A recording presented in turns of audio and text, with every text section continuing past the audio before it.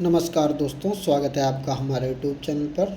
अगर आप चैनल पर नए हैं तो प्लीज़ चैनल को सब्सक्राइब कर लीजिए, अपने दोस्तों को शेयर कर दीजिए। 100 शब्द प्रति मिनट की गति से डिक्टेशन शुरू करते हैं। 5 सेकंड बाद।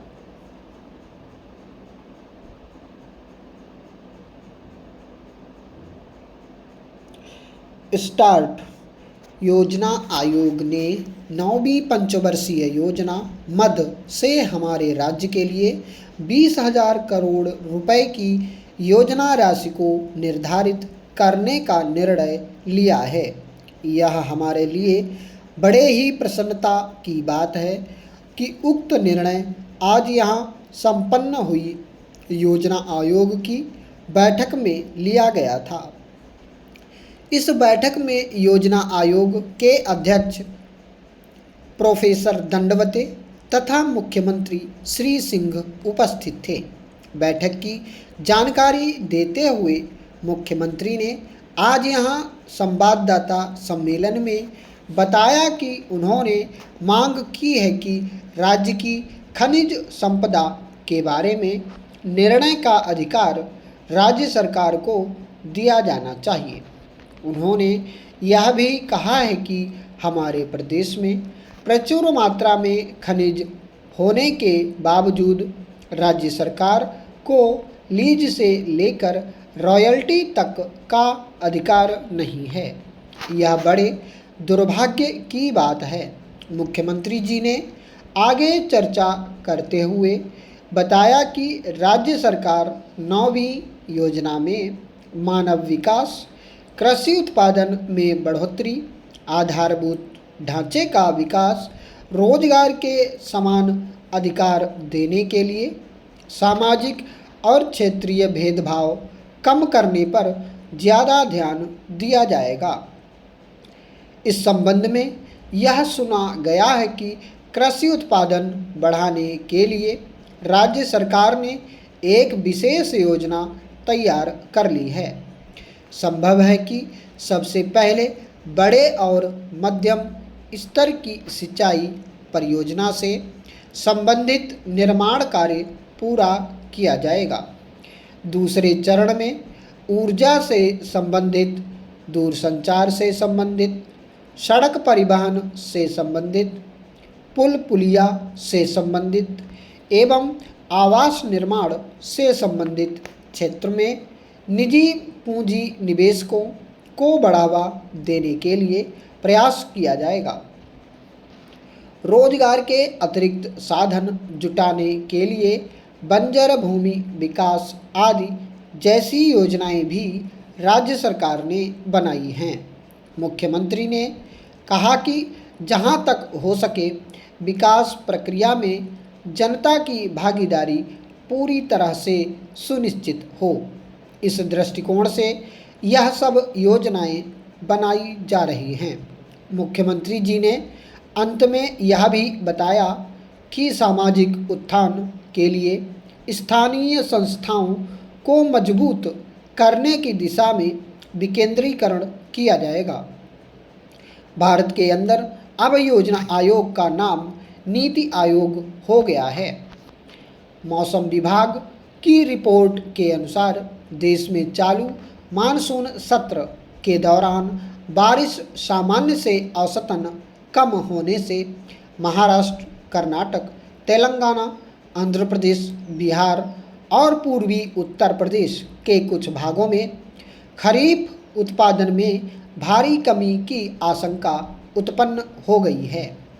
अब दलहन और प्याज के दामों में वृद्धि के कारण खाद्यान्न उत्पादन घटने के कारण बाजार में गेहूं के साथ मोटे अनाज के दाम पिछले वर्ष की तुलना में अधिक हो गए हैं।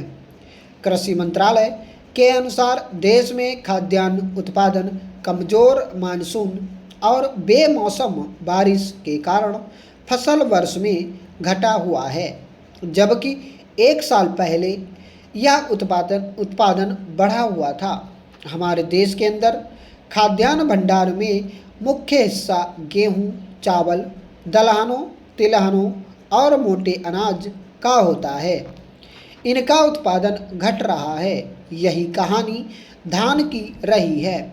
ऐसा लगता है कि अब मानसून ही देश के वित्त मंत्री की भूमिका निभा रहा है। अच्छी बारिश होती है तो देश में सब कुछ ठीक रहता है। मौद्रिक नीति भी कारगर साबित होती है। बारिश नहीं होती तो महंगाई, विकास दर जैसी समस्या खड़ी हो जाती है। भारतीय कृषि राष्ट्रीय आय में 18% योगदान करती है। कृषि उत्पादन में गिरावट विकास दर को मुख्य रूप से प्रभावित करती है। कृषि क्षेत्र की घटी हुई विकास दर न केवल खेती पर निर्भर है, यह विकास दर 14 करोड़ से अधिक परिवारों को प्रभावित करती है, बल्कि आम आदमी भी महंगाई से परेशान होता है। इसलिए अब कृषि से संबंधित जुड़ी समस्याओं के समाधान पर ध्यान देना जरूरी हो गया है। 4 चीज़ों पर तत्काल ध्यान देना होगा। 1. कृषि उत्पादकता बढ़ाने पर विचार किया जाए। 2. फसल बीमा आम किसान तक पहुँचे, इसका इंतजाम किया जाए। 3. संस्थागत ऋण किसानों के दरवाजे तक पहुँचे। और 4. कृषि क्षेत्र में सौर ऊर्जा के इस्तेमाल का लक्ष्य बनाया जाना चाहिए। सबको मिलकर कोशिश यह करनी होगी कि कृषि की मानसून पर निर्भरता लगातार कम हो। पर्यावरण बदलाव के बढ़ते खतरे को देखते हुए भी यह जरूरी है, हमेशा जोखिम कम करना होगा ताकि विकास दर में कृषि क्षेत्र का योगदान बढ़ सके। स्पीकर साहब, मेरा दूसरा प्रश्न लोक निर्माण विभाग के अंतर्गत है, जहां का मैं प्रतिनिधित्व करता हूं। उस क्षेत्र में सड़कों की हालत जर्जर और स्थिति बेहद दयनीय है। कई वर्षों से इस मार्ग पर कार्य नहीं कराया गया है। कहीं कहीं बड़े बड़े गड्ढे हो चुके हैं। अनेक जगह सड़क के अवशेष मात्र बचे हैं, जिसके कारण ग्रामीण लोग अपनी फसल को मजबूरी में कम दाम पर गांव में ही बेच देते हैं, क्योंकि फसल को मंडियों तक लाने में आवागमन की असुविधा होने से भयंकर परेशानी हो रही है। फसल को कम कीमत में बेचे जाने से किसानों का नुकसान हो रहा है, शोषण हो रहा है, उनकी हालत और स्थिति दयनीय होती जा रही है।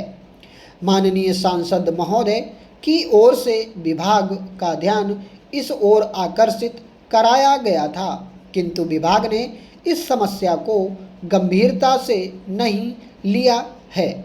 मैंने सुना है कि विभाग की लापरवाही के कारण जनता में शासन के प्रति भारी असंतोष व्याप्त है, जो कभी भी जनाक्रोश और आंदोलन का रूप धारण कर सकता है। आपसे निवेदन है कि इस समस्या को दूर करने का कष्ट करें। उपाध्यक्ष जी, मेरा तीसरा प्रश्न वाणिज्यिक कर विभाग के बारे में है और मैं कहना चाहता हूं कि प्रदेश के अनेक शहरों में संपत्ति पंजीकृत कराने के लिए आम नागरिक को स्टाम्प पेपर नहीं मिल पा रहे हैं। कभी कभी स्थिति यह होती है कि 10 रुपये से लेकर 25,000 रुपये की कीमत वाले स्टाम्प पेपर बाजार में उपलब्ध नहीं रहते हैं। नागरिकों को बाजार में स्टाम्प खरीदने के लिए दूसरी जगह जाना पड़ता है, तो वहाँ पर उन्हें ज़्यादा दाम देने के लिए मजबूर होना पड़ रहा है। देखा जाता है कि अन्य समय की तुलना में मार्च में रजिस्ट्रियाँ ज़्यादा होती हैं। कोषालय में अग्रिम चालान देने पर भी विक्रेता को स्टाम्प उपलब्ध नहीं हो पा रहे हैं। बाजार में छोटे से लेकर बड़े स्टाम्प पेपर कमी के कारण आम आदमी को काफ़ी परेशान होना पड़ रहा है। और अलग अलग दुकानों से स्टाम्प खरीदने के लिए भटकना पड़ रहा है। मैं चाहता हूं कि शासन इस ओर शीघ्र ध्यान देगा तो जनता पर बड़ी कृपा होगी, जनता का कष्ट दूर होगा, जनता की परेशानी दूर होगी। स्टॉप।